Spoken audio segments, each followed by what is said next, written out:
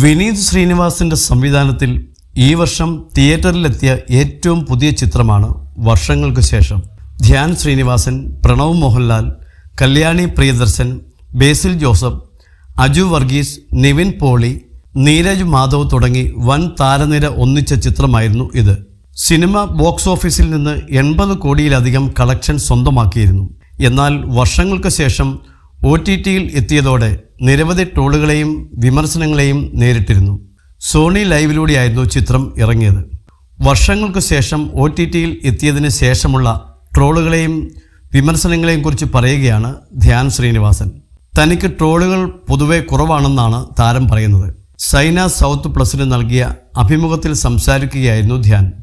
എനിക്ക് ട്രോളുകൾ പൊതുവെ കുറവാണ്, അതുകൊണ്ട് ഞാൻ ഹാപ്പിയാണ്.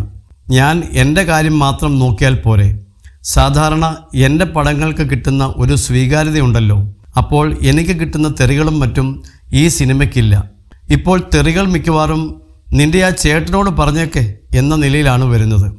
പക്ഷേ അപ്പോഴും എവിടെയൊക്കെയോ മലയാളികൾക്ക് വിനീത് ശ്രീനിവാസൻ എന്ന മനുഷ്യനോടുള്ള സ്നേഹം അതുപോലെ തന്നെ ഉള്ളതുകൊണ്ട് നേരിട്ട് പോയി തെറി വിളിക്കാനുള്ള ചങ്കുറ്റമില്ല. അതിൽ വിഷമമുള്ളതുകൊണ്ടാകാം. അതുകൊണ്ട് ചേട്ടനോട് പറഞ്ഞേക്കെന്നും പറഞ്ഞ് എനിക്കാണ് എല്ലാം കിട്ടുന്നത്.